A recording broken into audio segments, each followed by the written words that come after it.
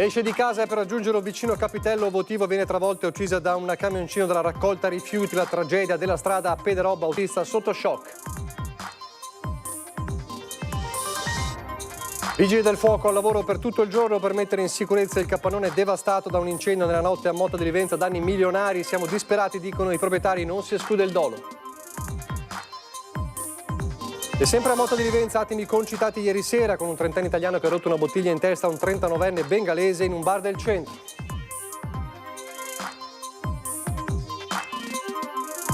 Imprenditore denunciato per discarica abusiva, cade a Villorba, nei guai un impresario edile 32enne nell'area dell'azienda, anche rifiuti pericolosi.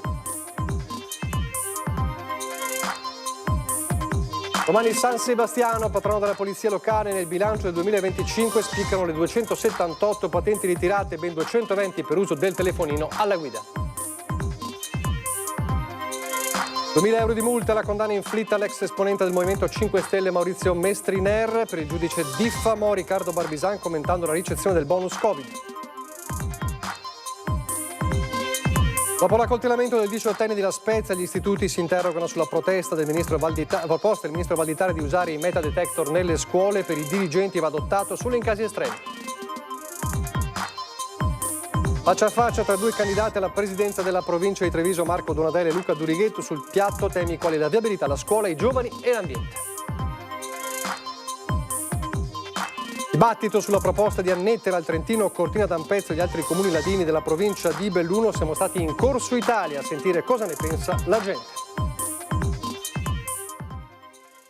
Telespettatori di Antena 3, buonasera, ben ritrovati. Il telegiornale di Treviso. Questi dunque i titoli del nostro telegiornale. Prima però, come sempre, in apertura, come ogni lunedì e come ogni martedì, c'è il sondaggio che vi riproponiamo. L'abbiamo lanciato già nel corso della prima edizione di oggi e anche negli altri telegiornali, e che riguarda uno dei temi di cui parleremo nel telegiornale, ma di cui si parlerà ovviamente anche a Ring, cioè la proposta del ministro Valditara dopo l'omicidio dello studente alla Spezia, l'introduzione del metal detector nelle scuole per rilevare la presenza di coltelli soprattutto e altre armi. Vi chiediamo, metal detector a scuola, giusto? Se per voi è una proposta giusta, sì, 0422 162 6691.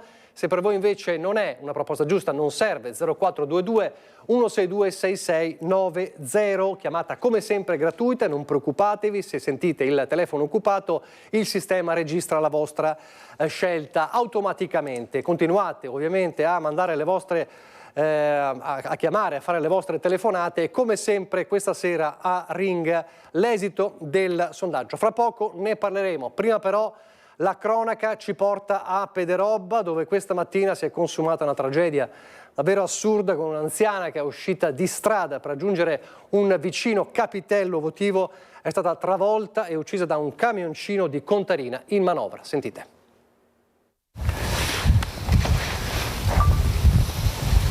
Le mani sul volto raccontano la disperazione del conducente del camioncino di Contarina che ha travolto mortalmente Agnese Guadagnin lungo questa strada ai piedi del Monfenera.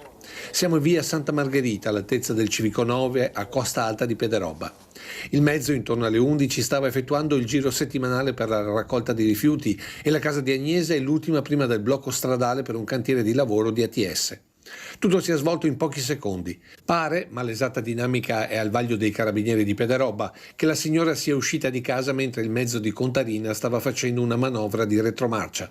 Probabilmente il conducente del camioncino con guida a destra non ha visto dagli specchi retrovisori l'anziana sopraggiunta a sinistra, travolgendola con le ruote gemellari posteriori. A nulla sono valse le urla degli operai di ATS, impotenti di fronte all'investimento, che ha comportato anche la parziale amputazione di una gamba. Immediati soccorsi che però nulla hanno potuto di fronte alle gravi ferite riportate dalla vittima, che è aspirata sull'asfalto. E mentre il corpo di Agnese Guadagnin veniva portato nella camera mortuaria, nel borgo dove viveva con i 3 figli dopo una vita sui campi e l'impiego in casa di riposo, è stato un continuo sopraggiungere di parenti e conoscenti. Era la tua figlia, lei doveva fare 2 passi, perché siccome aveva un'età che fa 2 passi fin qua al capitello, dopo torni a casa, l'unico svago che l'aveva. Il camioncino è stato messo sotto sequestro e portato via con il carro attrezzi, mentre per il conducente l'ipotesi di reato è di omicidio stradale. Un incidente dalla dinamica che ha dell'incredibile, il commento del sindaco di Pedralba Marco Turato, mentre il cordoglio alla famiglia è stato espresso da Contarina con un comunicato ufficiale.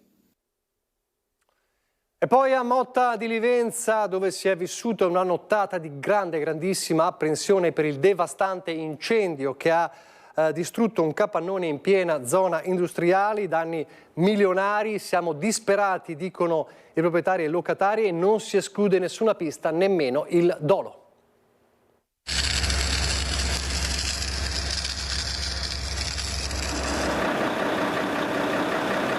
Come tutti gli interventi di soccorso tecnico urgente, noi non escludiamo nessun tipo di ipotesi, quindi nelle more delle opere di spegnimento poi faremo tutte le indagini necessarie per capire le cause dell'innesco. Colpa, semplice cortocircuito, gesto doloso, ogni ipotesi è aperta di fronte alla distruzione di un capannone in piena zona industriale a Motta di Livenza, una superficie di 20.000 metri quadrati che ospitava diverse attività.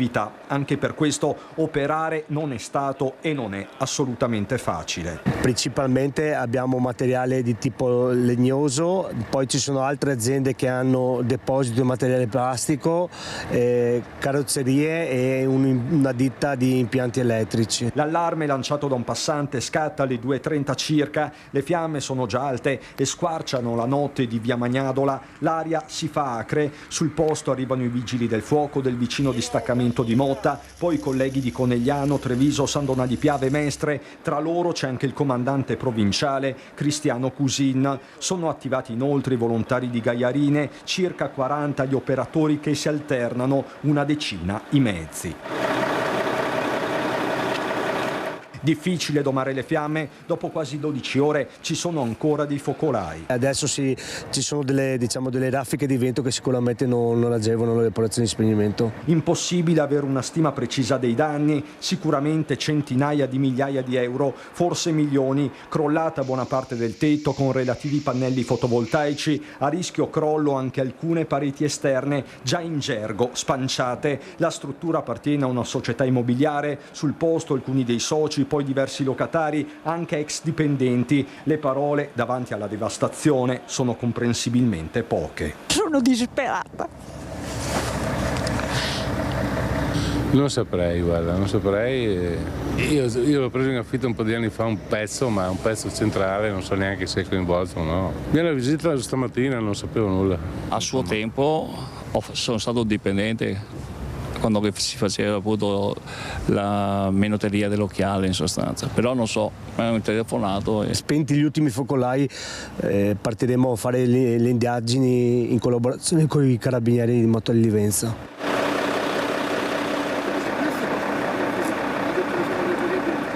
Al di là del fatto e al di là ovviamente dei danni e delle cause dell'indagine c'è anche la preoccupazione, c'è stata la preoccupazione per l'inquinamento. Le analisi di ARPAV hanno scongiurato il peggio, il vento ha portato la nube verso sud, adesso resta da capire se vi sia la presenza di amianto nel sito. Una giornata concitata, dicevamo, finito fuori strada anche un mezzo di soccorso del SUEM 118 diretto sul posto dell'incendio, ha perso una ruota dopo un tamponamento. Di un incendio anomalo parla lo stesso sindaco Alessandro Righi. Sentite ancora Cristian Arboit.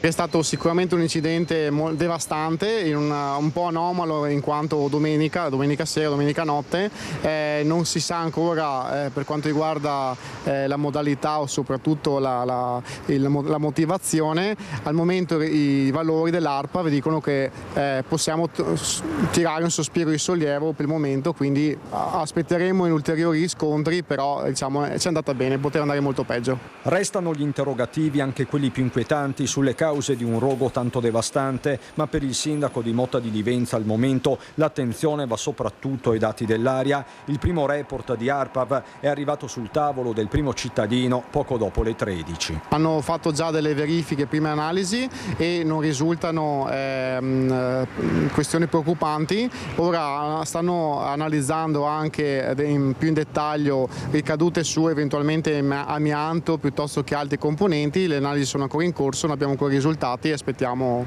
trepidamente. L'aria ha portato ovviamente tutta la nube e il fumo verso sud, quindi verso gli altri comuni, e per questo a Motta e Livenza non abbiamo emesso nessuna ordinanza. Zona sud, quindi Chiarano e Cessalto, anche qui i primi campionamenti hanno dato esito negativo. Quanto all'eventuale presenza di amianto, il monitoraggio è specifico. Solitamente nel momento in cui si fa un impianto fotovoltaico ovviamente l'amianto deve essere incapsulato a norme e quant'altro. Quello sicuramente, speriamo. Verificheremo anche questo. Tra gli effetti collaterali, l'incidente avvenuto poco dopo le 7 con un mezzo del SU M118 diretto nel luogo dell'incendio, rimasto coinvolto in un tamponamento con altre 2 auto. Il veicolo proveniente in senso contrario rispetto al mezzo di soccorso si è fermato a destra per farlo passare, ma è stato tamponato da un'altra auto. Inevitabile lo scontro per il 118 che ha perso una ruota e si è fermato 100 metri più avanti rispetto al punto di impatto. Una donna è rimasta ferita. In tilt il traffico sulla Postumia tra Oderzo e Gorgo al Monticano. Motta di Livenza è rimasta al centro della cronaca anche per un'altra vicenda, una vicenda accaduta poco prima che si sviluppasse questo terribile incendio. Ieri sera un 30enne italiano ha rotto una bottiglia in testa a un 39enne bengalese in un bar del centro, condizioni che sembravano molto gravi. Quelle della vittima sono migliorate fortunatamente nel corso della nottata. Dall'inizio si pensava un malore, poi visto i carabinieri ho intuito che era qualcosa di più grave. Ho visto i soccorsi, sì, prima i carabinieri, poi è arrivata l'ambulanza, dopo un po' è andata via l'ambulanza con una persona nella lettiga e dopo un po' anche i carabinieri con un'altra persona, però era buio e non neanche riconosciuto.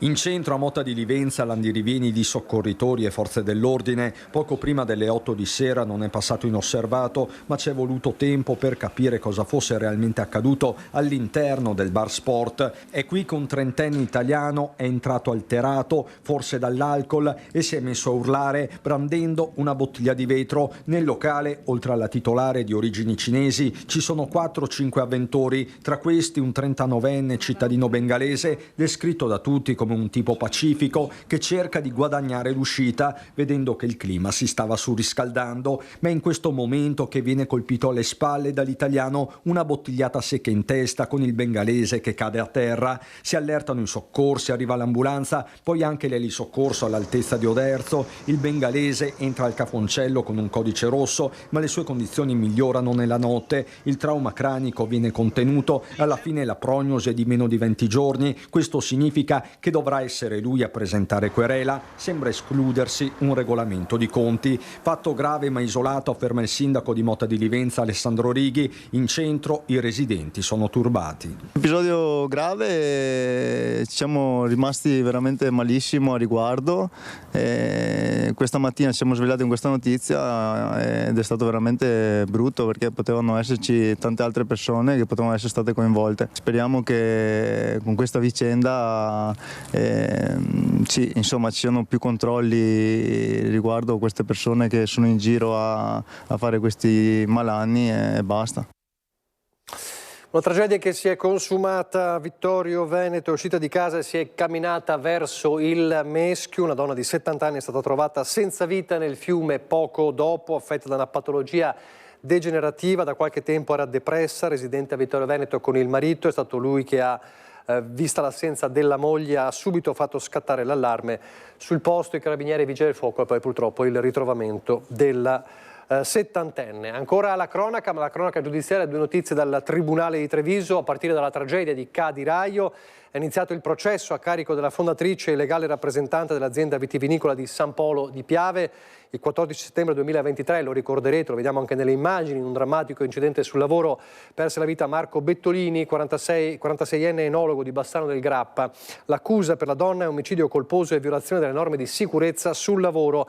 La vittima era morta asfissiata dal gas contenuto nell'autoclave in cui si era buttato nel tentativo di salvare l'amico e collega Alberto Pin. Il processo è stato rinviato al 13 maggio. La difesa ha chiesto che venga sentito proprio l'amico che riuscì a salvarsi grazie al 46enne. E a proposito di morti sul lavoro, sempre dal Tribunale è stata spostata la data dell'udienza per la morte di Mattia Battistetti, il 23enne schiacciato da 15 quintali di carico per il cedimento di una gru in un cantiere edile a Montebelluna nel 2021. Lo ricorderete, una tragedia davvero assurda e incredibile. Era un'udienza, quella molto attesa in questi giorni, nella quale doveva essere pronunciata la sentenza a carico degli imputati.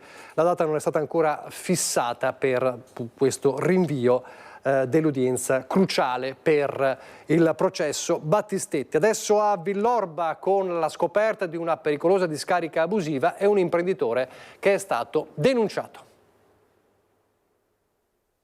Impresario edile denunciato per aver ricavato nell'area della sua azienda a Villorba una discarica abusiva. I carabinieri, impegnati nel contrasto ai reati ambientali, hanno denunciato a piede libero un 32enne amministratore unico di un'impresa che opera nell'edilizia con l'accusa di gestione illecita di rifiuti. In un'area aziendale di circa 60 metri quadri è stata rinvenuta una quantità consistente di rifiuti speciali accumulati senza le autorizzazioni previste.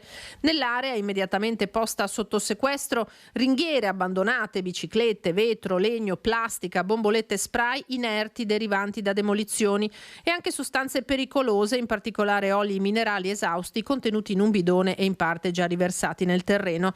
Le indagini non finiscono qui, verranno ora accertate eventuali ulteriori responsabilità e la corretta gestione dei rifiuti prodotti dall'attività aziendale. Ancora la cronaca, spacciava eroina nonostante avesse l'obbligo di firma, arrestato un pusher con oltre 130 grammi di droga. Venerdì scorso il blitz dei carabinieri di Vedelago che lo hanno arrestato mentre cedeva una dose di 1,5 grammi, un 23enne del posto, già noto alle forze dell'ordine. L'uomo sono stati trovati poi in casa altri 139 grammi di droga e oggetti utili al taglio e al confezionamento degli stupefacenti. Il denunciato è stato poi condotto immediatamente nel carcere di Treviso. Domani San Sebastiano, la ricorrenza del patrono della polizia locale, ma come sempre nel giorno della vigilia si portano i dati del 2025 per quanto riguarda Treviso. Pensate, spiccano le 278 patenti ritirate, ben 220 per uso del telefonino alla guida. Tra le novità di quest'anno il taser. C'è un numero che prima di tutti gli altri il comandante della polizia locale vuole sottolineare a testimonianza di quale sia il loro impegno e di quanto in loro confidi la cittadinanza tutta. Io partirei dai numeri di richieste, di telefonate, di contatti alla nostra centrale operativa che nel 2025 hanno superato i 38.000 casi, di cui in 32.000 ci siamo poi occupati con veri e propri interventi, quindi direi numeri assolutamente significativi. Poi c'è il dato relativo alle patenti sospese, 278, con un più 234% rispetto al 2024, la maggior parte delle quali è dovuta all'uso del cellulare alla guida. Questo è un numero che inevitabilmente prevedevamo crescesse, in quanto nel dicembre del 2024 era entrata in vigore una modifica del codice della strada che prevede in particolare il ritiro delle patenti qualora si venga trovate la guida con l'uso del telefonino. Ecco, tutti questi casi prevedono il ritiro finalizzato alla sospensione della patente e inevitabilmente quindi ha fatto alzare in maniera importante, quasi triplicare i numeri. Clamoroso anche il dato della polizia ambientale, quasi 5.000 sono stati gli interventi per abbandono di rifiuti, oltre 300 quelli per il decoro urbano e 150 quelli a tutela del benessere animale. Anche questi sono numeri importanti per i quali siamo sempre impegnati, non solo evidentemente per poi permettere la polizia dell'area, ma anche per identificare i responsabili.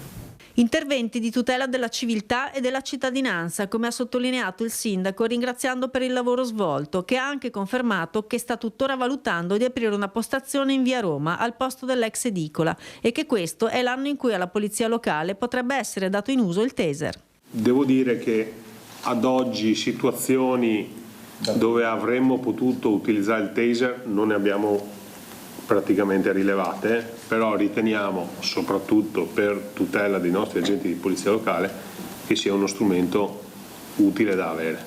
E non ultimo, alcuni agenti trevigiani andranno dal 1° febbraio ad aiutare quelli di Cortina in occasione delle Olimpiadi. Nell'occasione invieremo 6 operatori, un ufficiale e 5 agenti presso il comune a svolgere appunto l'attività, coordinate dal nostro ufficiale. Intanto il nuovo pacchetto sicurezza allo studio del governo, tra le varie cose, consente ai prefetti di istituire con maggiore facilità le zone rosse. Allora il sindaco Mario Conte apre la possibilità di estenderla a San Zeno e via Dandolo, non entrando in polemica con Fratelli d'Italia che l'aveva proposta mesi fa. Il nuovo pacchetto sicurezza allo studio del governo riporta in auge l'utilizzo delle zone rosse, strumento che a Treviso era stato utilissimo al quadrante della stazione di Via Roma, di fatto azzerando molti problemi. Ora il sindaco propone di estenderlo anche a San Zeno e a Via Dandolo, idea che era nata anche in seno a Fratelli d'Italia oltre 6 mesi fa. Ovviamente la mia è stata una riflessione che ho rimesso al tavolo della prefettura, perché poi la competenza per realizzare o meno la zona rossa resta in capo al prefetto e al questore. Ma non con la sola repressione si può vincere questa battaglia sulla sicurezza, il sindaco lo sa bene.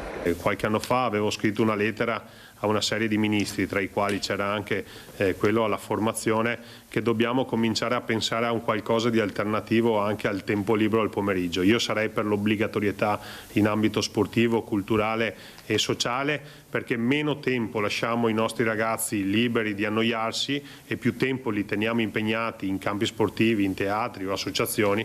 Ecco, credo che tutti quei ragazzi che sono impegnati non pensano nemmeno minimamente di utilizzare il coltello o di portarlo a scuola. E mentre il consigliere Campora rivendica l'idea, il capogruppo Bertolazzi, favorevole alla zona rossa se necessaria, applaude al governo e alle norme che sta delineando a tutela di cittadini e agenti. È data più possibilità ai prefetti, più possibilità di agire più velocemente nell'individuazione delle zone a rischio e nell'allontanamento dei soggetti pericolosi. È un ulteriore passo avanti in una visione di sicurezza per il Paese che è sempre stato, appunto, come dicevo, prioritario per Fratelli d'Italia. Di opposto parere idem, il capogruppo Pelloni non ha dubbi che prima di tutto serve aumentare il personale di polizia. Non accettiamo provvedimenti che sono dei palliativi o che però provano a risolvere solo temporaneamente alcune situazioni. La zona rossa alla stazione in via Dandolo è solo un palliativo che sposterà disagio e criminalità in altre zone, come già è successo quest'estate, e allora 200 poliziotti in meno negli ultimi 15 anni. Le nostre forze dell'ordine sono ridotte all'osso. Servono questi provvedimenti, portare più forze dell'ordine in città. E poi non risparmia critiche nemmeno al cantiere della stazione e ai negozi sfitti, troppi dice, che portano insieme degrado e un'insicurezza generalizzata. E poi c'è il dibattito che è anche il tema del nostro sondaggio, acceso dalla proposta del ministro Valditara di introdurre i metal detector nelle scuole. Vediamo allora qual è il pensiero, qual è il dibattito anche nella Marca. Dibattito aperto anche nelle scuole trevigiane sull'uso dei metal detector per evitare che coltelli o altre armi arrivino in classe. Provvedimento annunciato dal ministro all'indomani dell'omicidio di un 18enne per mano di un coetaneo in un istituto professionale di La Spezia. Una situazione estrema, secondo alcuni dirigenti, legata al contesto, che nella maggioranza delle scuole trevigiane invece è profondamente diverso, come per il liceo classico Canova di Treviso. Il liceo che dirigo attualmente ha un contesto, direi, positivo, assolutamente non critico da questo punto di vista. Ma è sulle criticità, come alla Spezia, che provvedimenti drastici come il controllo elettronico degli studenti possono essere una prima risposta. Posso capire che nell'emergenza ci debba anche essere una fase in cui si interviene anche in questo modo. Certo, non ci deve far dimenticare la dimensione educativa. Ed è lì che, secondo la preside, deve agire la scuola, ma non da sola.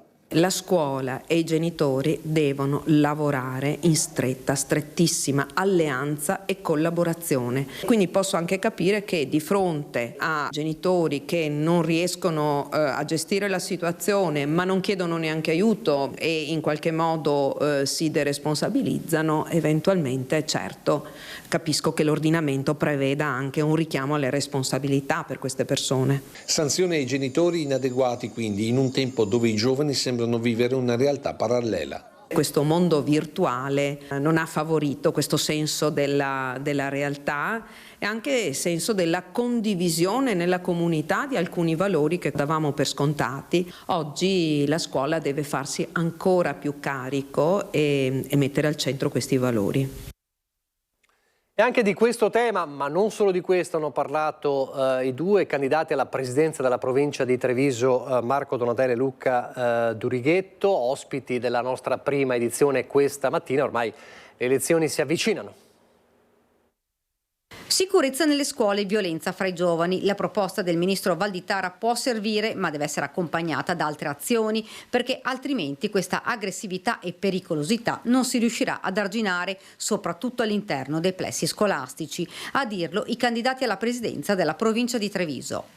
Può essere sicuramente un ulteriore tentativo di deterrenza, che poi possa essere la soluzione per eliminare la violenza all'interno delle scuole, o che a seguito dell'utilizzo dei metal detector poi nessuno possa più portare dentro nulla, nessun corpo contundente nella scuola, la vedo un po' complicata. Ricordiamoci adesso in alcune scuole superiori, per esempio nelle mense, ci sono comunque le posate. La vedo come una soluzione legata all'emergenza del momento. Se questo può servire per aumentare quello che è il livello di sicurezza degli studenti e degli insegnanti all'interno delle scuole, va bene, però non la vedo come una soluzione definitiva. Dal mio punto di vista bisogna lavorare sull'educazione, sui valori, direttamente bisogna lavorare sui giovani. Ci vogliono azioni contestualizzate, bisogna lavorare su un cambiamento culturale, un confronto fra i due candidati che ha portato a temi cruciali: attenzione all'ambiente, aria, acqua in primis, ed ancora viabilità con manutenzioni necessarie, ma non solo. E ci deve essere un occhio in più rispetto alla sicurezza stradale. Questo perché da sindaco io sto cercando di agire per le mie strade di competenza, ma deve esserci un accompagnamento da parte della provincia. Al di là della rotatoria o dell'incrocio deve essere messa in sicurezza ogni singolo utilizzatore di quella strada, sia chi è in auto, in camion e sia chi è in bici. Fra le priorità i giovani. Quello che può fare la provincia per gli strumenti che ha, io investirei anche molto su quelli che sono i compendi sportivi all'interno degli istituti. Sport come veicolo di crescita, di valori importanti, di gioco di squadra, di saper perdere, saper confrontarsi con il giusto spirito con i propri compagni. Conto alla rovescia per l'elezione del presidente, che andrà a sostituire Stefano Marcon, ora in Consiglio regionale. Il 1° febbraio a deciderlo saranno gli amministratori dei comuni. La legge del Rio dovrebbe essere cambiata e su questo sono d'accordo entrambi. Il voto dovrebbe essere affidato ai cittadini. Ci possiamo dare la mano perché... Ma ci mancherebbe. Siamo anche coetanei. Diamo l'esempio. Regna la concordia, insomma, a livello politico, almeno tra questi due candidati. Prima della pubblicità, ancora due notizie di cronaca. Il principio di incendio oggi ai giardinetti della stazione di Treviso. La segnalazione è partita dal consigliere comunale Davide Acampora, che ha provveduto ad allertare i soccorsi, come vedete nelle immagini. Fortunatamente i vigili sono intervenuti prontamente, ha scritto Acampora sui social, aggiungendo di aver già chiesto a chi di competenza di intervenire per sfalciare quel groviglio di ramaglie secche e ripristinare il decoro di quell'area. E poi di nuovo dal Tribunale, 2.000 euro di multa, la condanna inflitta questa mattina in Tribunale a Maurizio Mestriner, ex esponente del Movimento 5 Stelle, accusato di diffamazione. Aveva pubblicato su alcuni social dei post contestando la ricezione del bonus Covid da 600 euro del neoconsigliere regionale Riccardo Barbisan nel 2020. Il pubblico ministero aveva chiesto una pena di 4.000 euro di multe. I legali di Mestriner, gli avvocati Paolo De Bianchi e Luigi Torrisi, hanno preannunciato che, per quanto la pena sia da considerare mite, presenteranno ricorso in appello. E adesso pochissimi istanti di pubblicità, poi di nuovo in diretta. Di nuovo in diretta il telegiornale di Treviso, andiamo a Vittorio Veneto, dove è stata presentata questa mattina la seconda edizione di Sport è Cultura, la rassegna dedicata quest'anno alle Olimpiadi, mentre sale l'attesa per l'arrivo in città della fiamma olimpica di Milano Cortina. Venerdì l'inizio della rassegna per accendere i riflettori sui valori dello sport, ben 7 incontri gratuiti aperti alla cittadinanza, volti a promuovere lo sport come fenomeno sociale e culturale, che si terranno nell'aula civica del Museo della Battaglia e al Teatro Comunale Lorenzo da Ponte. Inoltre è prevista una nuova edizione della rassegna Colazioni Letterarie, dedicata per l'occasione sempre alle Olimpiadi. Palazzo Todesco ospiterà infine una grande esposizione di opere fotografiche e oggetti sportivi, con particolare attenzione ovviamente alle discipline presenti ai Giochi Olimpici invernali. Il passaggio della torcia olimpica che qui vediamo nelle immagini di Verona di ieri sarà nella Marca da mercoledì sera ad Asolo e poi giovedì a Treviso, ma avrà il suo passaggio a Vittorio Veneto domenica, e quindi la grande attesa in tutta la Marca. E a proposito di sport, c'è il rugby con la grande vittoria dei biancoverdi in casa del Lione, che tiene alto l'entusiasmo in coppa con i biancoverdi che sabato incontrano in campionato il Cardiff. Un avvio di partita che ha fatto temere il peggio, poi i leoni in campo si sono guardati negli occhi, hanno ripreso consapevolezza delle loro potenzialità e hanno dato il via a una straordinaria rimonta. Per la seconda volta nella sua storia il Benetton vince il girone di Coppa e almeno fino alla semifinale potrà sfruttare il fattore casa. Il 38-19 contro i francesi del Lione fa dire a coach Callum McRae che i biancoverdi hanno raggiunto un ottimale stato di forma sia fisica che mentale. In svantaggio per 14-0 hanno ripreso lucidità ed efficacia, mettendo in campo una reazione solida. Il loro miglior rugby espresso in un momento fondamentale della stagione sotto gli occhi del sindaco Mario Conte, anche lui al seguito della comitiva biancoverde. Quarta vittoria consecutiva in Challenge Cup, agli ottavi per il Benetton il Cardiff, che ha concluso la serie perdendo 31-0 contro l'Exeter, ma che in campionato si sta giocando l'accesso ai play-off. Per testare i rapporti di forza tra le due squadre non occorrerà aspettare molto. Sabato in calendario c'è proprio la sfida tra i biancoverdi e i gallesi, valida per lo United Rugby Championship. Si gioca alle 20:45 al Cardiff Arms Park e dai trevigiani ci si attende un'altra grande prova. E adesso le notizie dal Bellunese.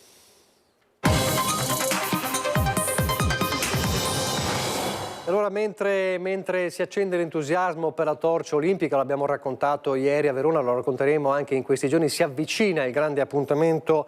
Cortina però non dimentica la tragedia del vigilante morto proprio a Cortina d'Ampezzo. Oggi un presidio per ricordare quanto avvenuto. Ha scosso la morte di Pietro Zantonini, 55 anni, originario di Brindisi, deceduto a causa di un infarto durante un turno di vigilanza notturna in un cantiere legato alle opere per le Olimpiadi Milano-Cortina 2026, ma non gestito dalla Società per le Infrastrutture Olimpiche Simico. Gli infortuni non sono una sfortuna, come vorrebbe suggerire il termine, ma sono una precisa responsabilità politica, soprattutto quando si tratta di appalti. Questo lavoratore lavorava 12 ore al giorno in condizioni comunque proibitive. Sicuramente sono condizioni di lavoro non accettabili anche per questo momento storico, ma io vorrei ricordare anche chi era il lavoratore che è venuto qui da Lecce, era un lavoratore precario e stava facendo questi sacrifici per la sua famiglia, e quindi questo stride in un contesto di iper spreco di denaro, iper ricchezza, quando abbiamo anche queste situazioni. All'inizio si era parlato addirittura di assideramento. Ora la magistratura vuole comunque capire se e quali siano state le cause dell'infarto. Oggi i lavoratori hanno voluto ricordarlo riunendosi davanti allo Stadio del Ghiaccio. A prescindere poi dalle cause della morte di Pietro, però sta di fatto che abbiamo un lavoratore che è uscito di casa e non è tornato. Il numero di infortuni nella provincia di Belluno non sta diminuendo, si mantiene costante da anni e quindi serve un nuovo piano. Un piano che tenga conto della salute e della sicurezza dei lavoratori, un piano che deve essere sposato da tutti, dalla politica, dalle istituzioni, dai sindacati, proprio per far sì che si costruisca quell'ambiente di lavoro sicuro. Abbiamo una vetrina importantissima che sono le Olimpiadi. Queste come sono andate in questo senso, dato che sono appunto una vetrina, sono tenute un po' nella lente di ingrandimento? Sì, no, allora non abbiamo avuto degli infortuni nei cantieri delle Olimpiadi, già questo vuol dire che si è lavorato, si è monitorato e si è controllato il tutto, però non basta. E proprio in vista delle Olimpiadi di Milano Cortina, a meno 18 giorni, Dolomiti Bus rinnova la flotta con 14 nuovi mezzi destinati ai servizi urbani e extraurbani della provincia di Belluno, e quindi con un occhio ovviamente alle Olimpiadi. La nuova fornitura comprende 5 autobus interurbani a 2 piani e 4 autobus urbani ibridi, ai quali si aggiungono 5 mezzi extraurbani. Grazie a questi inserimenti, Dolomiti Bus consolida una delle proprie caratteristiche principali, cioè un'età media del parco mezzi di circa 6 anni, la più giovane del Veneto. L'investimento presentato oggi ammonta a oltre 5 milioni di euro. La crisi politica a Lamon, si dimettono 8 consiglieri comunali su 10, assessori compresi, e questo a distanza di 3 anni e mezzo dalle elezioni avvenute nel 2022 determina la fine dell'amministrazione guidata da Loris Maccagnan, con il comune che dovrà essere ora gestito da un commissario prefettizio. Crisi determinata dalla dimissione da parte di 6 consiglieri di maggioranza e di 2 consiglieri comunali della minoranza di Siamo Lamon. A Cortina di nuovo adesso, ma non per parlare di Olimpiadi, per parlare del dibattito sulla proposta dell'esponente del Sud Tirolo del Volkspartei Meinhard Durnwalder di far cambiare regione a Cortina d'Ampezzo e agli altri comuni ladini della provincia di Belluno. Siamo stati in Corso Italia a sentire cosa ne pensano gli ampezzani e i turisti. Dall'Esvaupé in Parlamento per bocca di Durnwalder la proposta che Cortina e altri comuni diventino parte del Trentino, ecco allora i se, i forse, i ma, i no e i sì di residenti e turisti. No, impossibile. Cortina è bellunese e resterà per sempre bellunese. No, preferisco che stia qua a Belluno. Cosa ne pensi dell'idea che Cortina diventi parte del Trentino? Una bella domanda, non del Trentino, del Sud Tirolo, perché hanno detto che fanno la riunione dei paesi ladini, giusto? Noi abbiamo fatto un referendum e l'abbiamo superato al 77-78%, e si è fermato tutto l'iter. Io riconfermerei l'esigenza di tornare nella nostra unione storica, perché siamo stati divisi dal Fodon dopo la prima guerra mondiale, ci sono state delle proteste e poi c'è stato addirittura questo referendum che è fermo là, è fermo al Parlamento di Roma. Insomma è un diritto secondo me. Lei indossa un costume ladino? Certo. Cosa ne pensa che in nome della riunificazione dei ladini si proponga di portare Cortina in Trentino? Penso che la Regione Veneto non ci lascerà andare via, tutto qui. Ma vorreste? Noi sì, noi vorremmo. Io la lascerei in Veneto. In Veneto, sta bene dove sta. Se è una cosa migliore, io dico di sì, se andiamo meglio. Perché no? Sarebbe una bella idea, anche perché ho sentito tanti che sarebbero contenti. Forse è meglio che non diventi trentina, che rimanga in Veneto. È strana, insomma, un cambiamento un po' strano. Ci hanno già provato una volta, non è andata bene, non penso che sia una cosa fattibile. Dipende dalle condizioni, sì, perché no? Cioè in base alla nostra storia potrebbe anche starci.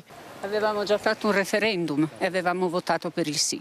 Ladino sì, siamo ladini. Soldi e opportunità per sistemare il paese l'hanno avute tante volte. Non credo che avere fondi cambierebbe, secondo me si metterebbero in tasca. No? Le motivazioni, quelle, ognuno può avere le sue. Su questo io so, per dirla come direbbe Galilei, come si va in cielo ma non come va il cielo. Ma secondo lei il suo gregge va più verso Belluno o va più verso Bolzano? Ma secondo me il mio gregge va a volte verso Belluno, a volte verso Bolzano. Questo è il bello dei paesi di frontiera. A secondo di dove si è, si tenderebbe a preferire dove si è stati. Per tutto, arrivederci.